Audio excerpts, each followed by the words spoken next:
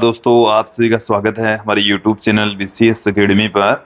और आज की इस वीडियो में हम नीट IIT से रिलेटेड वीडियो लेकर आए हैं। इस वीडियो में हम विद्युत धारा से संबंधित कुछ महत्वपूर्ण क्वेश्चन आंसर यहाँ पर देखने वाले हैं, समझने वाले हैं।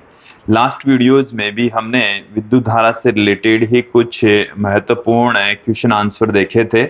आज उससे आगे के कुछ क्वेश्चन यहाँ पर सोल्व करने वाले हैं, समझने वाले हैं। विद्यार्थियों, यदि आप हमारे YouTube चैनल पर नए हैं तो चैनल को सब्सक्राइब कर लीजिए, साथ में बेल आइकन भी दबा दीजिए ताकि आपको आगे की वीडियोस के नोटिफिकेशन मिलते रहे। अब मैं इस वीडियो को स्टार्ट करता हूं। इस वीडियो का पहला क्वेश्चन देखिए कि दो सेलों E1 E2 को चित्र में दर्शाए अनुसार एक दूसरे की विपरीत स्थिति में जोड़ा जाता है। सेल E1 का विद्युत वाहक बल 9 वोल्ट तथा आंतरिक प्रतिरोध 3 ओम है। सेल E2 का विद्युत वाहक बल 7 वोल्ट तथा आंतरिक प्रतिरोध 7 ओम है। बिंदु A और B के मध्य का विभवांतर क्या होगा? हमें A और B के बीच का विभवांतर यहाँ पर फाइंड आउट करना है। यहाँ पर मैं सबसे पहले बहने वाली जो धारा है वो ज्ञात कर लेता हूँ। दोनों ही सेल विपरीत क्रम में जुड़े हुए हैं और बड़ा जो सेल है वो है E1, तो E1 माइनस E2 आ जाएगा यहाँ पर। E1 minus E2 upon R1 plus R2। तो जो धारा है सर्किट से बहने वाली 9 माइनस 7 बट्टे में 3 प्लस 7, तो ये हमारे पास में आ गई है 2 बट्टे में 10, 0.2 एम्पियर। 0.2 एम्पियर की विद्युत धारा इस सर्किट में से बह रही है। तो यहां से अब सेल E2 के सिरों पर जो विभवांतर है V बराबर E2, देखिए धारा की जो डायरेक्शन होगी वो इधर से इधर की ओर होने वाली है, अपोजिट क्रम में होने वाली। जिस तरीके से धारा किसी सेल से प्लस से माइनस की ओर जाती है, बट इसमें प्लस की ओर आ रही है, तो E2 प्लस में IR2 आ जाएगा। तो E2 की जो वैल्यू है वो हमें क्वेश्चन में दे रखी है 7, I का मान हमें 0.2 और यहां से R2 की जो वैल्यू है वो हमें दे रखी है 7। तो 7 प्लस में 1.4 बराबर आ जाएगा 8.4 ओम। तो ऑप्शन ए यहां पर सही होने वाला है। नेक्स्ट क्वेश्चन की ओर आगे बढ़ते हैं कि दिए गए परिपथ में बिंदु B पर विभव 0 है, तो बिंदुओं A और D पर विभव क्या होगा? डायग्राम को देखिए कि इस पॉइंट के ऊपर जो पोटेंशियल है बिंदु B का वो 0 है। इधर से 2 एम्पियर की धारा आ रही है, तो A के ऊपर पोटेंशियल ड्रॉप क्या होगा? तो देखिए मैं बता दूं कि VA माइनस VB बराबर I इंटू R। तो यहां से VA का जो मान है वो हमें ज्ञात करना है। VB का मान हमें 0 दे रखा है, I 2 एम्पियर है और R का मान भी 2 है। तो यहां से VA बराबर आ जाएगा 4 वोल्ट। VA की वैल्यू कितनी आ गई है?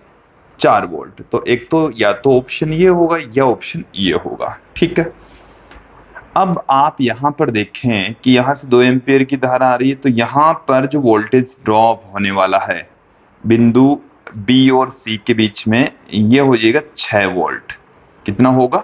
यहाँ पर 6 वोल्ट हो जाएगा और यहाँ पर ये 3 वोल्ट ड्रॉप हो रहा है। तो देखिए यहाँ से बिंदु B VB माइनस VD, तो VB माइनस VD के बीच में एक तो ड्रॉप हो गया 2 गुणा 3 और माइनस में 3, तो यहां से VB का मान 0, तो माइनस में VD बराबर 6 माइनस 3 बराबर 3। तो देखिए बिंदु D का जो वोल्टेज ड्रॉप है वो माइनस में 3 वोल्टेज होगा, या आप इसका परिमाण लिखे तो प्लस में 3 वोल्टेज आप लिख सकते हैं। ओके, तो ऑप्शन डी यहां पर सही हो जाएगा। नेक्स्ट क्वेश्चन की ओर बढ़ते हैं कि दिए गए परिपथ में I1, I2 और I3 धाराओं के मान क्या होंगे? आप यहां से किरचॉफ का नियम लगाकर भी इसको फाइंड आउट कर सकते हैं। वैसे इनकी जो टर्मिनल वोल्टता है वो भी सेम है, वहां से भी आप फाइंड आउट कर सकते हैं। तो देखिए आप दो तरीके से इसकी वैल्यू याद कर सकते हैं। तो मैं यहाँ पर किरचॉफ के नियम को लगाकर इसमें फाइंड आउट कर लेता हूँ। तो देखिए ये वाला जो लूप है इसको हम दे देते हैं 1 नंबर का लूप और ये दे देते हैं 2 नंबर का लूप। हमारे पास में यहाँ से दो ये ज्ञात राशियां रहेगी, एक तो I1 और I1 है ये बराबर है I2 प्लस I3 के। ठीक है, दोनों में इनमें से दो राशियां निकल गई तो तीसरी राशि निकल जाएगी। तो चलिए इसमें हम अप्लाई कर देते हैं।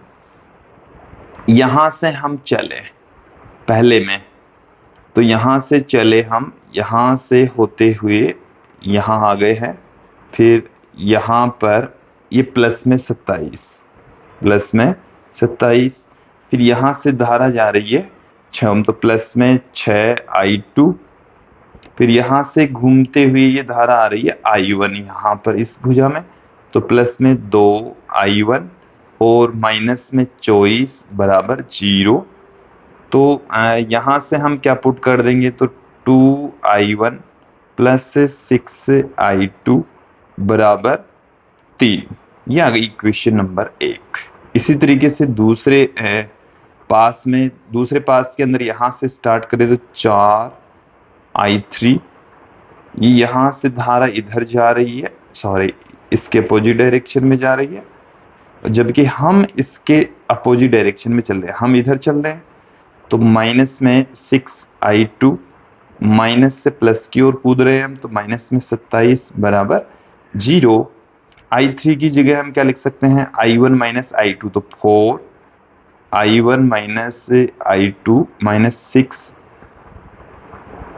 माइनस 6I2 बराबर 27, और यहां से हम 4I1 फिर माइनस में 10I2 बराबर 27, और इक्वेशन नंबर 1 को 2 से गुणा कर दें, 2 से गुणा करेंगे तो 4I1 प्लस 12I2 बराबर 6। माइनस में कर दीजिए, इसको माइनस करेंगे तो ये तो कट जाएगा, ये माइनस में हो जाएंगे, माइनस का 22I2 बराबर, माइनस का 22 बराबर ये आ जाएगा, माइनस में करेंगे तो 21। तो I2 बराबर आ गया माइनस का 21 बट्टे में 22 एम्पियर।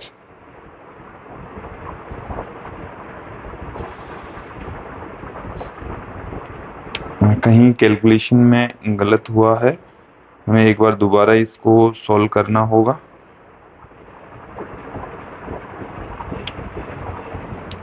देखिए पहले लूप के अंदर देखिए दोबारा, तो प्लस में 27 और इसमें हम इधर ही चल रहे हैं, तो 6I2 फिर 2I1 माइनस में 24, और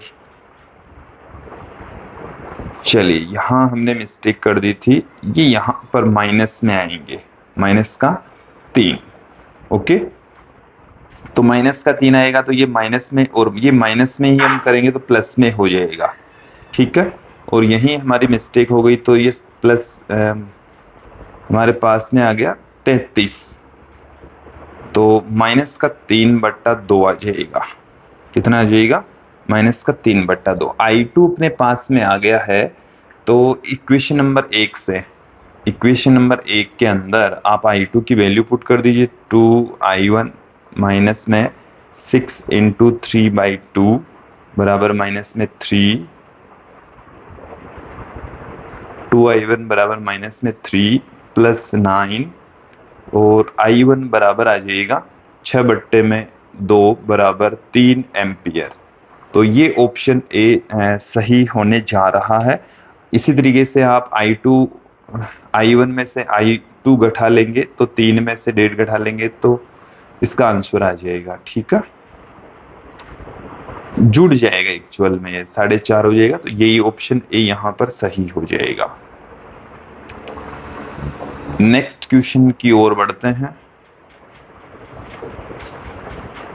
कि किसी ऐसे समबाहु त्रिभुज PQR के एक कोने P में 6 एम्पीयर की धारा प्रवेश करती है। समबाहु त्रिभुज की प्रत्येक भुजा में 2 ओम के प्रतिरोध वाले तार हैं तथा कोने कैपिटल R से धारा निकलती है। धाराएं I1 और I2 हैं। देखिए यहाँ से जो धाराएं I1 और I2 है इनकी वैल्यू हमें यहाँ पर पूछी है। ये 2 ओम और ये 2 ओम यहाँ पर इन दोनों को मिलाकर हो जाएंगे 4 ओम। क्या हो जाएगा? 4 ओम। ये जो धारा है वो 1:2 में, क्योंकि रेजिस्टेंस है वो 4 ओम। देखो रेजिस्टेंस है 4 ओम और इन भुजाओं में 2 ओम।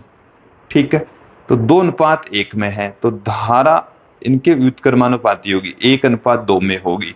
तो 6 एम्पियर है वो ऐसे टूट जाएगी 2 एम्पियर और 4 एम्पियर। तो हमें यहां पर क्या पूछा है? R से धारा निकलती है। Very good. तो 2 एम्पियर और 4 एम्पियर आएगा, 2 एम्पियर और 4 एम्पियर। ऑप्शन ए यहां पर सही होने वाला है।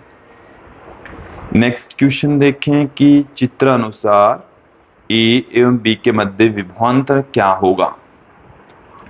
हमें एक डायग्राम दे रखा है, उस डायग्राम के अकॉर्डिंग ए और बी के मध्य विभवांतर क्या होगा ये हमें यहां पर पूछा है। तो देखिए यहां से ये 2 एम्पीयर, 2 ओम, 3 ओम, ये 3 ओम, ये 2 ओम। तो यहां से जो धारा जाएगी वो इन दोनों को मिलाकर प्रतिरोध हो गया 2 + 3 = 5 ओम।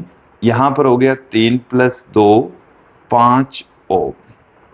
तो यहां से भी 1 एम्पियर, यहां से भी 1 एम्पियर विद्युत का प्रवाह होगा।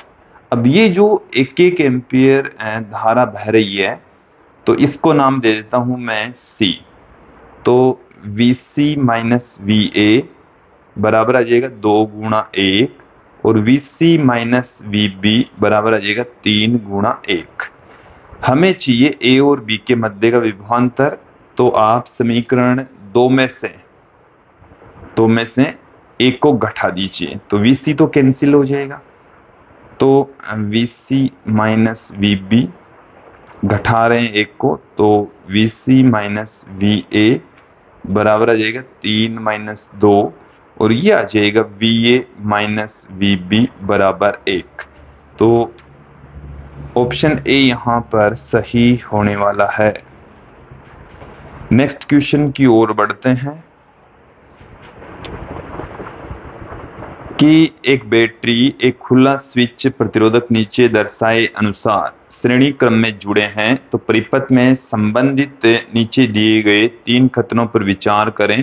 वोल्टमीटर का पाठ्यांक 0 होगा यदि इसे बिंदुओं कि देखिए कौन कौन से बिंदु से इसको हम कनेक्ट करें कि वोल्टमीटर का पाठ्यांक 0 आए। तो यदि आप इसको Q और T के बीच में जोड़ दें तो यहां पर कोई वोल्टेज ड्रॉप नहीं हो रहा है तो जो पाठ्यांक है वो 0 होगा। इसके अलावा ये दोनों आपस में कनेक्ट नहीं है तो T और P के बीच में भी यदि आप इनको जोड़ दे तो यहां से कोई धारा का प्रवाह नहीं हो रहा, कोई वोल्टेज ड्रॉप यहां पर भी नहीं होगा, तो भी पाठ्यांक है वो 0 होगा। और यदि आप P और Q के बीच में जोड़ दें तो बैटरी इनके बीच में लगी हुई है, यहां पर पाठ्यांक 0 नहीं होगा। तो P और T के बीच में जोड़ दो या Q और T के बीच में जोड़ दो, P और T के बीच में भी 0, इसके अलावा Q और T के बीच में भी 0। तो 1 और 3 ऑप्शन यहां पर सही होने वाला है। ओके, नेक्स्ट क्वेश्चन देखिए कि चित्र में किसी विद्युत परिपथ के एक भाग में धाराओं को दर्शाता है तो धारा I की वैल्यू क्या होगी। तो इस पर फोकस करें आप।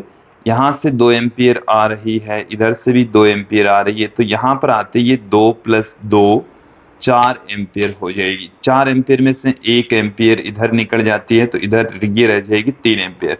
3 एम्पियर में से 1.3 एम्पियर यहां चली गई है तो यहां से ये हमारे पास में रह गई है 1.7 एम्पियर। ऑप्शन ए यहां पर सही होने वाला है। अगले क्वेश्चन की ओर बढ़ते हैं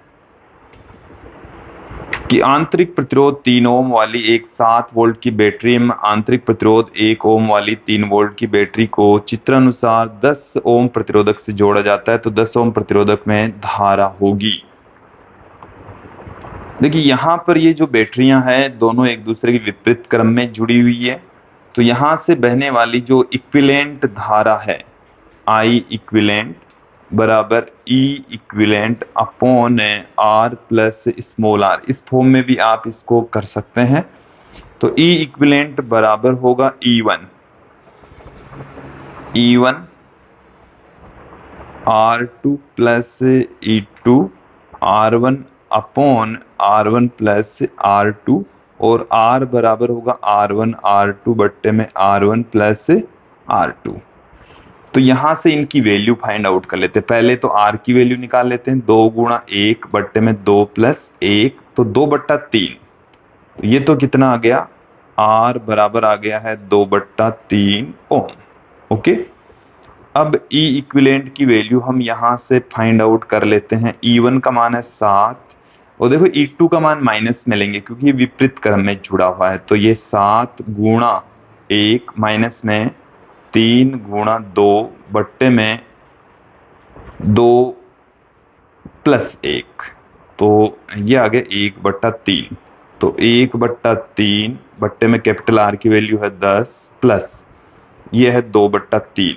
तो 3 तो दोनों में से लघुत्तम आकर कट जाएगा, तो 1/32, 1/32 एम्पियर आ जाएगा। तो ये 0.33 के समथिंग ही आएगा पॉइंट। तो आप यहाँ से कैलकुलेशन करेंगे तो इसकी वैल्यू आपके पास में आ जाएगी। ऑप्शन सी के अकॉर्डिंग इसमें आंसर मिलने वाला है।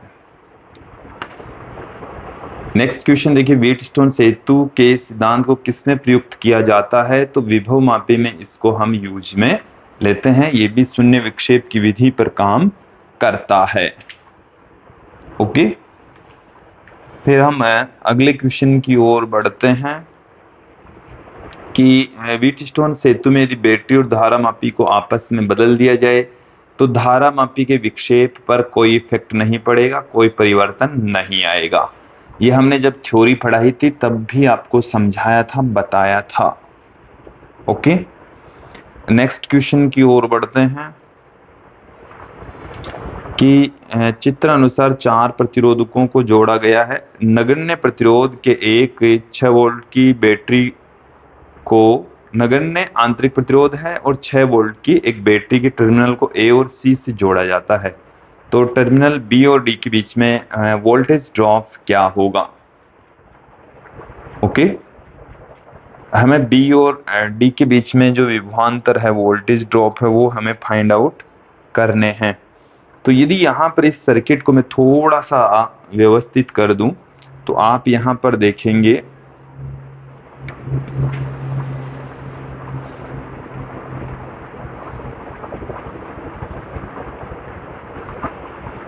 यहाँ पर रेजिस्टेंस है, यहाँ पर भी रेजिस्टेंस है, यहाँ पर भी है और यहाँ पर भी है।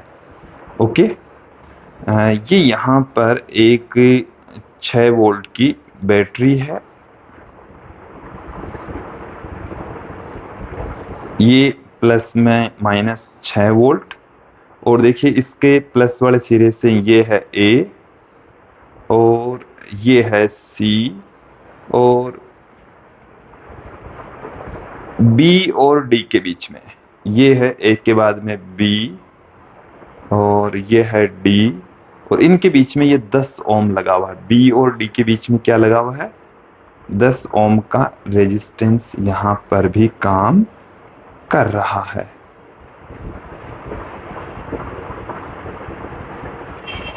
ओके, अब देखिए A और B के बीच में 5 ओम, A और B के बीच में कितना है? 5 ओम। B और C के बीच में 15 ओम। इसके अलावा A और D के बीच में, A और D के बीच में हमने A और D के बीच में ये 10 ओम है। तो B और D के बीच में हमने देखा था, नहीं, ये 10 ओम यहां लगा हुआ है। C और D के बीच में 30 ओम, तो 4 ये बीच वाला 10 ओम का रेजिस्टेंस यहाँ पर काम नहीं कर रहा है। ओके, ऐसे हैं। तो ये देखो इन दोनों का अनुपात 1/3, इन दोनों का अनुपात 1/3। तो इसका मतलब यहाँ से यदि हम इनके बी और डी के वोल्टेज ड्रॉप की बात करें, इनके ऊपर विभवांतर की बात करें, तो वो शून्य होगा, क्योंकि यहाँ पर ये P, ये Q, ये R, ये S, तो P बट्टा Q है, ये बराबर होगा R बट्टा S के। ओके, नेक्स्ट क्वेश्चन की ओर बढ़ते हैं कि प्रतिरोध PQS R एक संतुलित व्हीटस्टोन नेटवर्क के रूप में चक्रीय क्रम में व्यवस्थित है। शाखाओं P प्लस Q एवं R प्लस S में व्यय की गई शक्तियों का अनुपात क्या होगा। चलिए एक बार मैं आपके सामने यहाँ पर सर्किट का निर्माण कर लेता हूँ। ये हमारे पास में एक रेजिस्टेंस है, ये हमारे पास में दूसरा रेजिस्टेंस है, ये हमारे पास में तीसरा रेजिस्टेंस है, और ये हमारे पास में चौथा रेजिस्टेंस है। इस तरीके से 4 रेजिस्टेंस है। ये है P, ये है Q, और ये है S, और ये है R। ठीक है, और ये हमारा व्हीटस्टोन सेतु वाला ही नेटवर्क है हमारे पास में, इस तरीके से। ओके, अब अपन को ये पूछा है कि P प्लस Q और R प्लस S, तो इन दोनों शाखाओं में और इन दोनों शाखाओं में जो वोल्टेज शक्ति क्षय है वो पूछा है। जबकि मैं आपको बता दूं कि A और C के सिरों पर जो विभवांतर है वो सेम होगा, तो शक्ति का जो फॉर्मूला है V स्क्वायर अपॉन में R पर डिपेंड करता है। तो यहाँ से इन दोनों का रेजिस्टेंस से R P प्लस Q हो जाएगा। तो देखिए यहाँ से हम इसको क्या लिख सकते हैं, शक्ति का जो ड्रॉप है ये शक्ति है, ये वाला जो P है वो शक्ति को रिप्रेजेंट कर रहा है P प्लस Q पर, बट्टे में अनुपात पूछा है, P शक्ति है R प्लस S पर, तो ये होती है V स्क्वायर बट्टे में R। तो इसका जो R है V स्क्वायर बट्टे में R की जो वैल्यू है वो है P प्लस Q, और V स्क्वायर बट्टे में R प्लस S, तो ये आ गया R प्लस S बट्टे में P प्लस Q। और संतुलन की स्थिति में आप देखें कि P बाई Q बराबर होता है R बाई S, तो यहां से P प्लस Q बट्टे में Q बराबर R बाई प्लस S बट्टे में S आप लिख सकते हैं। ठीक है, या आप योगांतर वाला जो नियम है वो इस तरीके से भी लगा सकते हैं, P बट्टे में P प्लस Q बराबर R बट्टे में R प्लस S। तो यहां से P बाई Q बट्टे में तो P बाई R आएगा, ये P बाई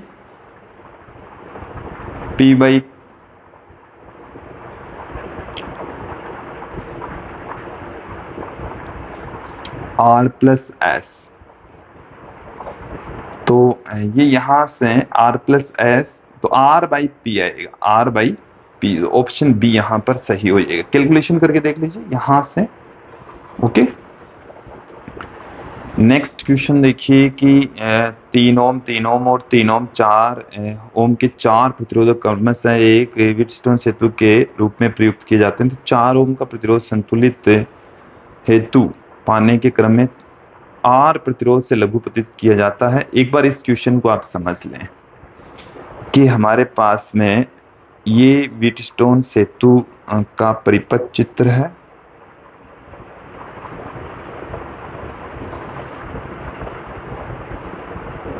ये इस तरीके से है, ये ऐसा है। ओके, ये 3 ओम है, ये भी 3 ओम है, ये भी 3 ओम है, और ये है 4 ओम। हमारे को ये कहा गया है कि यहां पर हमने जोड़ दिया एक R। क्या जोड़ा? R। तो इसको संतुलन की स्थिति के अंदर लाने के लिए इन दोनों की जो वैल्यू है वो 3 ओम होनी चाहिए। तो 1/3 समांतर क्रम में, 1/4 प्लस 1/R। तो यहां से 1/R बराबर आ जाएगा 1/3 माइनस 1/4, 12, 4 माइनस 3, 1/12। R बराबर आ गया है 12 ओम। R बराबर क्या आ गया है 12 ओम। ऑप्शन सी यहाँ पर सही होने वाला है। नेक्स्ट क्वेश्चन की ओर बढ़ते हैं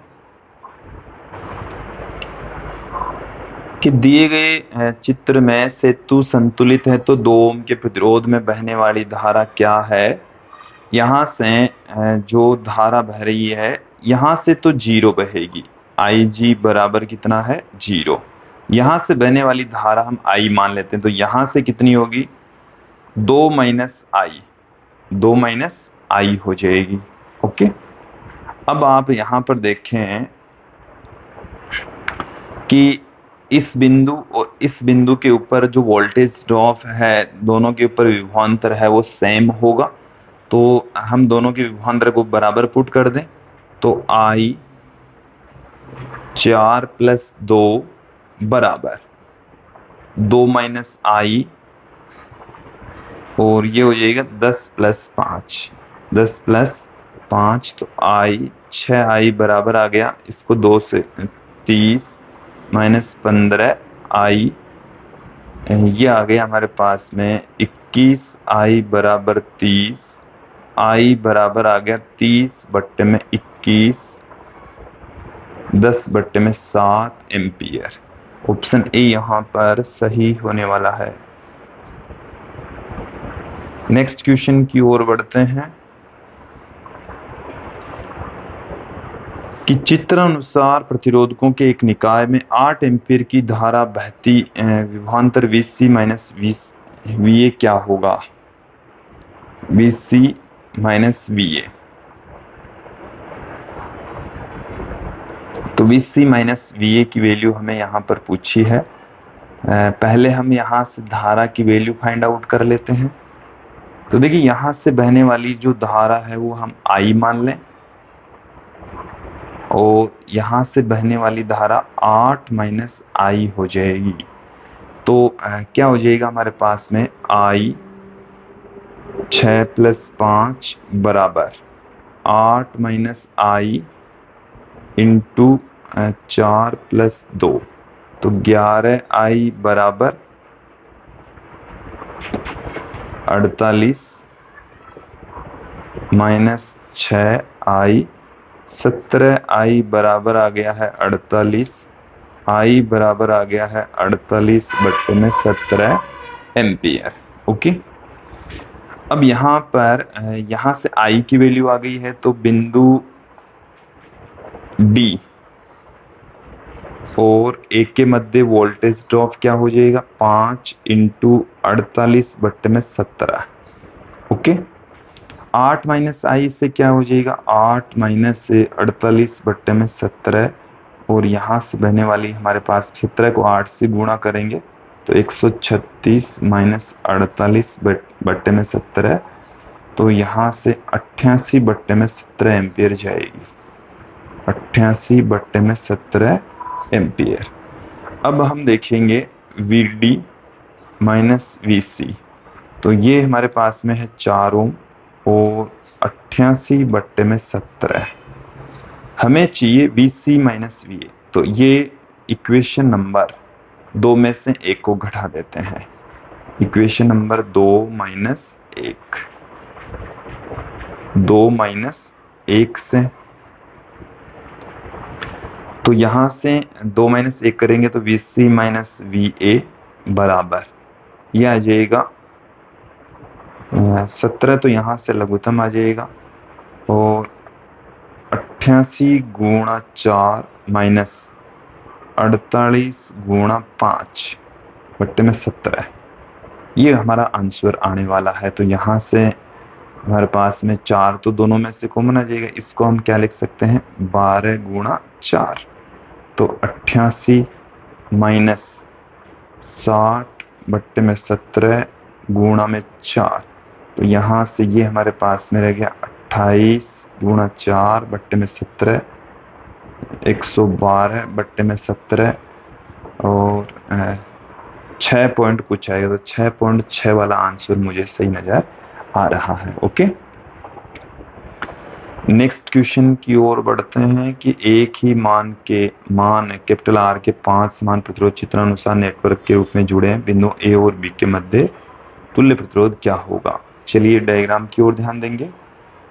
ये ए है, ये बी है, इनके मध्य हमें तुल्य प्रतिरोध ज्ञात करना है। तो ये आर और ये आर क्या हो जाएगा? आर डैश हो जाएगा।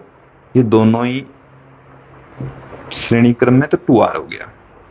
अब ये जो आर डैश और ये वाला आर है, ये दोनों समांतर क्रम में, तो इसको मैं आर डबल डैश से लिख दूं तो 1 में are dash plus 1/r, 1/2r plus 1 में आर। तो ये हमारे पास में आ गया है 2r लघुत्तम आ गया 3। आर डबल डैश की वैल्यू आ गई है 2r/3, 2r/3। अब ये जो रेजिस्टेंस आएगा आर डबल डैश, इसके समांतर क्रम में ये वाला श्रेणी क्रम में ये है, तो आर ट्रिपल डैश बराबर आ गया R double dash plus R, तो 2r/3 प्लस आर, 3 लघुत्तम आ गया 2r plus 3r, 5r/3। R triple dash की वैल्यू क्या आ गई है? 5r/3। ओके, अंतिम जो रेजिस्टेंस है, इक्विवेलेंट रेजिस्टेंस है, वो हमारे पास में इनका समांतर क्रम में होगा। तो 1/5r/3, तो 3 ऊपर चला गया, प्लस में 1/r, तो 5r इनका लघुत्तम आ गया 3 + 5, और r इक्विवेलेंट बराबर आ जाएगा 5r/8, 5r/8। ऑप्शन सी यहाँ पर सही हो जाएगा। नेक्स्ट क्वेश्चन की ओर बढ़ते हैं कि किसी व्हीटस्टोन से के नेटवर्क में P = 2 ओम, Q = 2 ओम, R = 2 ओम और S = 3 ओम है, तो S के साथ प्रतिरोध क्या होगा जिससे इस क्रम में शंट किया जाए ताकि सेतु संतुलन की अवस्था में आ जाए?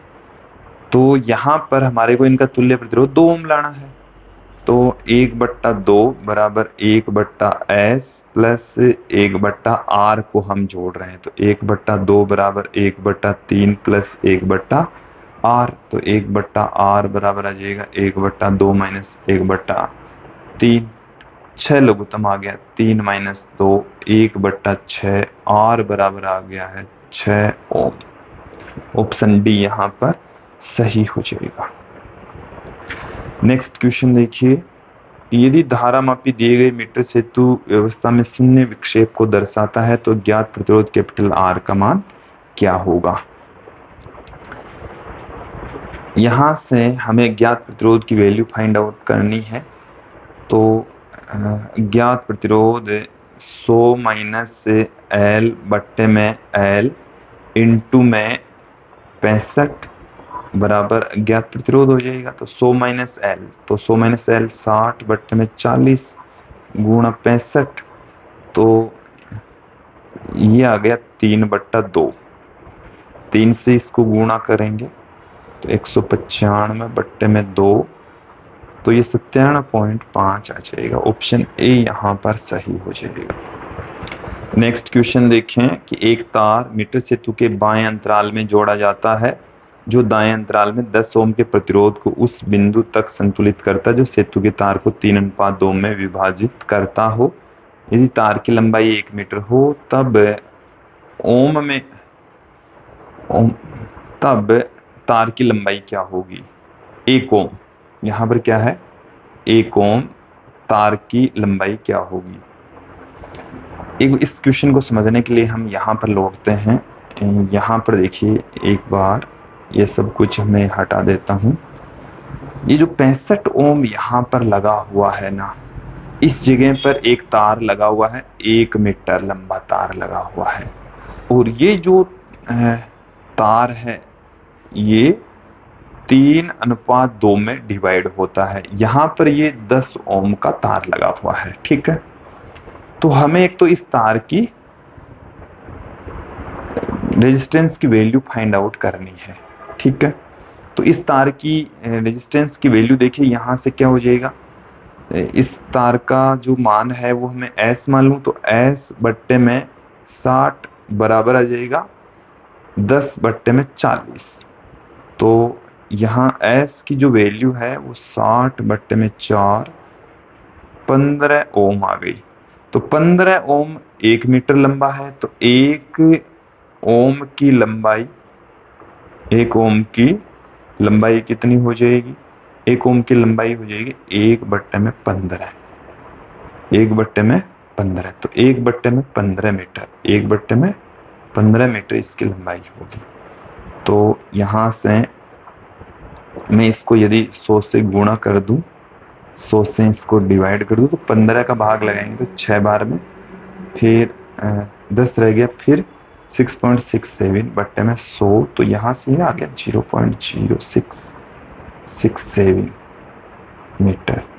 ऑप्शन बी यहां पर सही हो जाएगा। नेक्स्ट क्वेश्चन देखें।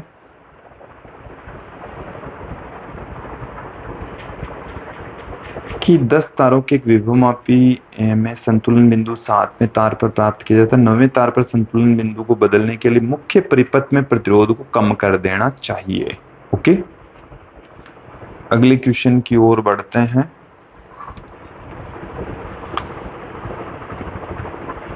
कि किसी विभवमापी में एक सेल के साथ 200 सेमी लंबाई है, 3 ओम के प्रतिरोध के साथ सेल को शंट करके संतुलन की लंबाई 130 सेमी की जाती है, तो इस सेल का आंतरिक प्रतिरोध क्या होगा? देखिए, हमें यहाँ पर आंतरिक प्रतिरोध पूछा है, जो कि L1 माइनस L2 बट्टे में L2 इंटू में कैपिटल R होता है। L1 की जो वैल्यू है वो हमें, देखिए इस क्वेश्चन के अंदर यहाँ पर थोड़ी सी त्रुटि हुई है। ये यहाँ पर 220 ओम 220 सेमी है, तो 220 माइनस 130 बट्टे में 130 इंटू में 3, तो 90 गुणा 3 बट्टे में 130, तो 27 बट्टे में 13, 2.08 ओम आ जाएगा। ओके, नेक्स्ट क्वेश्चन की ओर बढ़ते हैं। 200 सेमी लंबाई के विभवमापी तार का प्रतिरोध 20 ओम है। इसे 10 ओम के प्रतिरोध और नगण्य आंतरिक प्रतिरोध वाले 6 वोल्ट विद्युत वाहक बल के संचयक सेल से श्रेणी क्रम में जोड़ा जाता है। तो 2.4 वोल्ट का एक अन्य स्रोत L लंबाई वाले एक तार की लंबाई L के विरुद्ध संतुलित किया जाता है, तो L की वैल्यू क्या होगी? चलिए इस क्वेश्चन को एक बार समझ लीजिए। कि यहाँ पर ये 6 वोल्ट की बैटरी है, 10 ओम का रेजिस्टेंस है, और ये पूरे तार AB पर ड्रॉप होता है, जिसका प्रतिरोध 20 ओम है, लंबाई 200 सेंटीमीटर है। हमें ये पूछा है कि 2.4 ओम L लंबाई पर ड्रॉप होता है, तो इस L की वैल्यू फाइंड आउट करनी। तो हमें एक तो इसका जो विभव प्रवणता है वो फाइंड आउट करनी है। तो पहले हम यहाँ से सर्किट में से बहने वाली धारा, तो कुल वोल्टेज 6, कुल प्रतिरोध 10 प्लस 20 30 हो जाएगा। 6 बट्टे में 30, तो 1 बट्टे में 5, आई की वैल्यू आ गई है 0.2 एम्पियर। ओके, अब अपन को विभवांतर ज्ञात करना है। ए और बी के ऊपर विभवांतर क्या हो जाएगा? 0.2 गुणा 20, तो ये 4 वोल्ट हो जाएगा। ए और बी के ऊपर कितना ड्रॉप हो रहा है? 4 वोल्ट। ओके, अब यहां से के विभव प्रवणता ज्ञात कर लेते हैं। V बट्टे में L, तो 4 बट्टे में 200, 4 बट्टे में 200, तो 0.02 वोल्ट प्रति सेमी आ जाएगा। अब ये आ गया, तो अपन को क्या निकालना है? इसके ऊपर वोल्टेज ड्रॉप निकालना है, तो K इंटू L, L बराबर आ गया V बट्टे में K, V का मान 2.4 और K का मान है 0.02। अब ये सेंटीमीटर में हमें आंसर मिलने वाला है, तो 120 सेमी आ जाएगा। ऑप्शन ए यहां पर सही होने वाला है। ओके, नेक्स्ट क्वेश्चन देखिए कि 100 सेंटीमीटर लंबाई के विभवमापी तार का प्रतिरोध 10 ओम है। इसे एक प्रतिरोध व 2 वोल्ट विद्युत वाहक बल तथा नगण्य आंतरिक प्रतिरोध के सेल से श्रेणी क्रम में जोड़ा जाता है। चलिए मैं इतना एक बार डायग्राम आपके सामने रख देता हूं। क्या है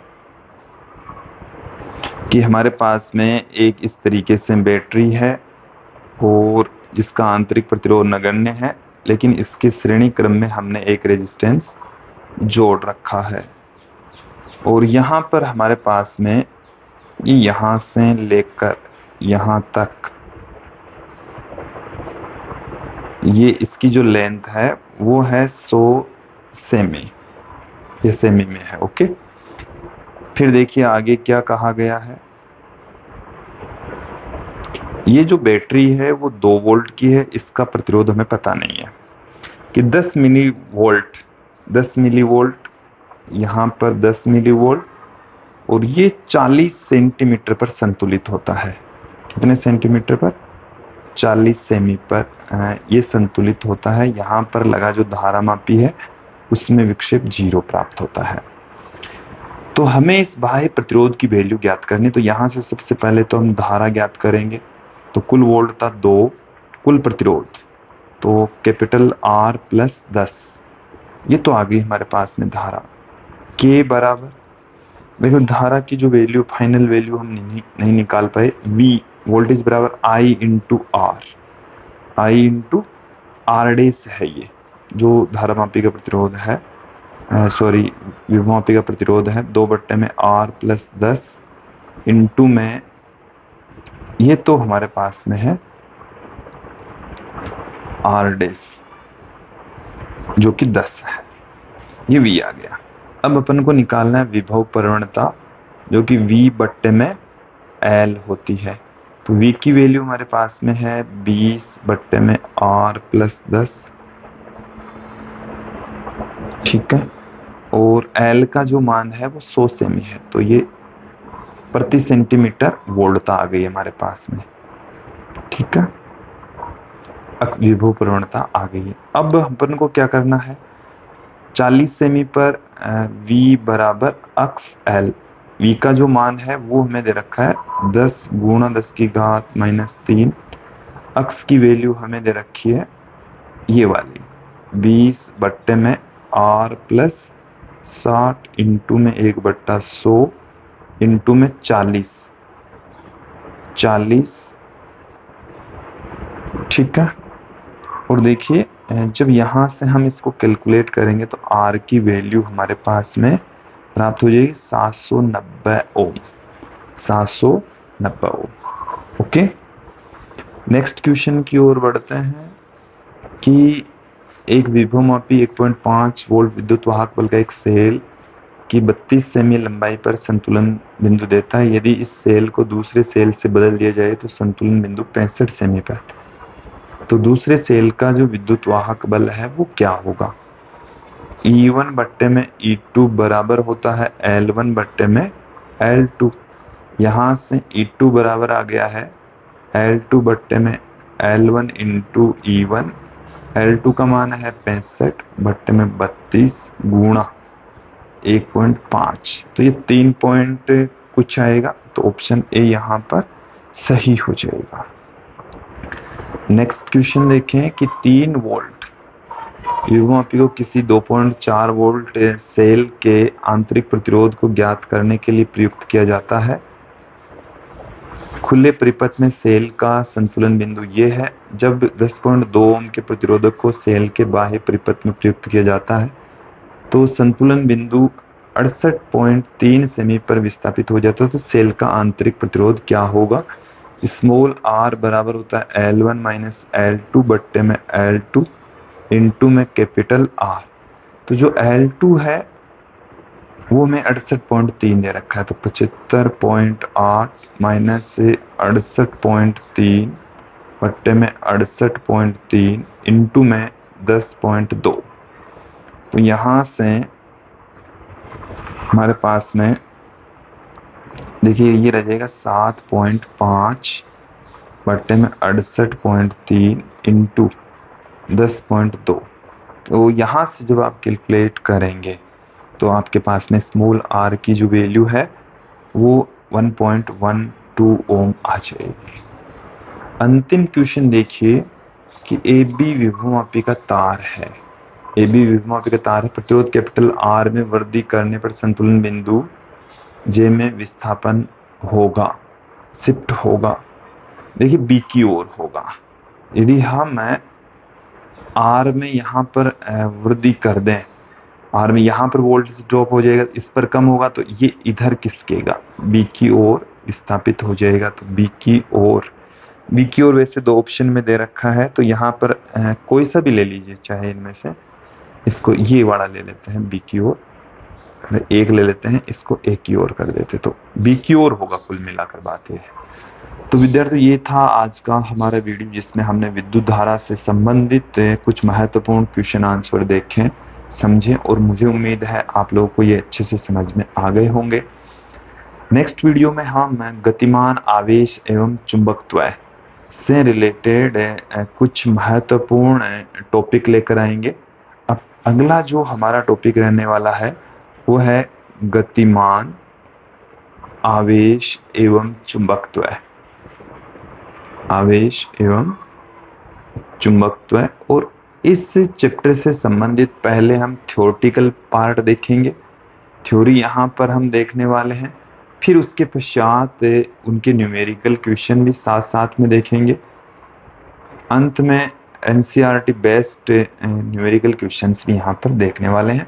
तो आज की इस वीडियो में इतना ही। धन्यवाद दोस्तों, नेक्स्ट वीडियो में हम फिर मिलेंगे। धन्यवाद।